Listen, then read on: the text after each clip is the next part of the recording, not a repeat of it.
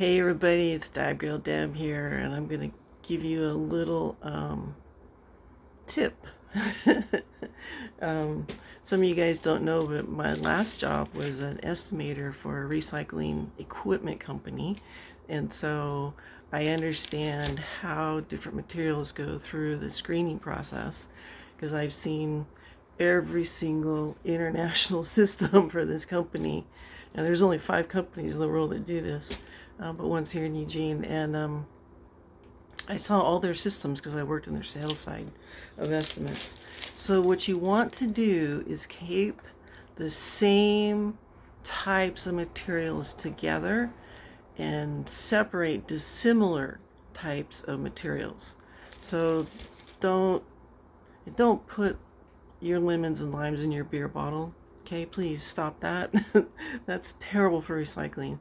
But you want to keep, if you have like a paper container that's wrapped in plastic, you want to separate the paper and the plastic because they're 2 types of materials. And the screens, because they're bound together, won't always be able to thrash that out. But one of my things that I do is I eat a lot of seeds and nuts, and I make a mixture of sunflower seeds and pumpkin seeds, good fats for your body. And so I sprinkle these on salads and anything I'm making. And if I'm frying up like some yams in my cast iron skillet, with some lovely like avocado oil, or coconut oil, that's really good.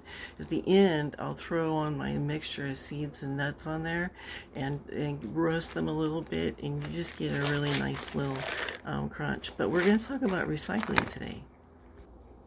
Okay, so when you get these things, they've got this little plastic band, right, that holds the top and the bottom pieces together. So you got 3 pieces, and this little banding right here, the shrink wrap banding, is a real pain to handle recycling wise. It's really kind of considered a film material. But what I do is I put them upside down, and you got to be careful so you don't hurt yourself. And I just cut out the corner, and you might shake that back if it's full, and then I cut a little slit up. Now I'm going to create a little mouth opening, and I cut the top. I don't cut this part because you want to use that as a funnel. Okay, so you got a little cut there, got a little cut here, and then all I do is pour them together. Isn't that fun? It's alright if one gets ahead of the other. You can mix them up later. Alright, well, I think we're going to make it here in this jar. I'll get to show you another one of my tricks. Okay. And you're saying to yourself, Deb, you overfilled that. Yep, I did. Okay, so now look. Instead of having 6 pieces of plastic, we have 2, and you could take this, crunch it down, put it in your recycler, and this makes recycling so much easier for the industry, just so much easier. All right, so now if you've overfilled the funnel, what do? All right, just lift this up, slide a lid under it, and voila. See? And this one's a little too full because I can't mix them, but I just poured it back and forth here. I'm going to mix them. Give it a little tumble.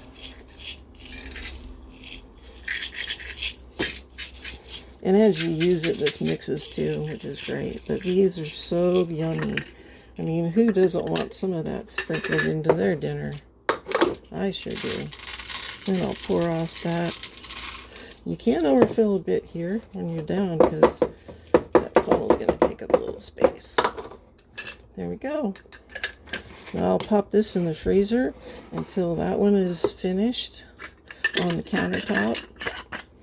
And because the freezer is going to keep your oils from going rancid. And I'm going to teach you guys another trick, is that I do a lot of nice mixed salts. This is a Celtic sea salt and pink salt and some kosher salt. But one of the things I do So I always add some baking soda to my salt. It will buffer your foods and make them taste really good. When I make my pot of coffee, I put, for a full pot of coffee, I'll put about that much baking soda in there. And it takes that acid out, which is tough on your belly. So there you go. Help with recycling, mixing your nuts, how to catch an overflow, and add some baking soda to your salt. Because then anything you add salt to now is going to get a little bit of that baking soda in it. You might want to do this if you're actually baking, because you want to measure your baking soda. But this is I'm getting ready to dispense a container. So when I go and add this to my lemon salt water, for example, I'll put about that much of this mix in there in one of these jars. And it's got baking soda in there. You can just it changes the surface tension of the water, and so things flow better, and you get more of a buffering effect, which is really nice. So yeah, fun stuff. So there you go. Try to keep your recycling stuff together in one piece if you can. Keep the same materials together if you can. Don't cut yourself. That would be silly. And, add a little baking soda to your salt. And, try a small segment of it to see how you feel about it. But I'll bet you're going to like that. It's a great idea. It's good for your belly because it balances out your gut, which helps as well. And if you're trying to detox, like doing bee venom and stuff, you get a good a better flow through your lymph system with a little bit of that buffering in there. Once again, it changes the surface tension of your fluids, so it changes like your fluid hydrodynamics in your body if you really want to get crazy technical. Anyway, hope you guys enjoy this little quick segment. Bye guys.